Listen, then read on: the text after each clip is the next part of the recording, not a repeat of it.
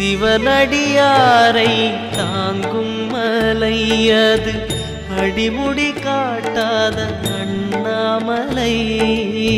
கிரிவலம் செய்யும் அடியவரெல்லாம் மனக்குறை நீங்கி வளமொடு வாழ வரம் தர ஏங்கும் குருமாமலை அது கருணை குரு வாழும் அண்ணாமலை.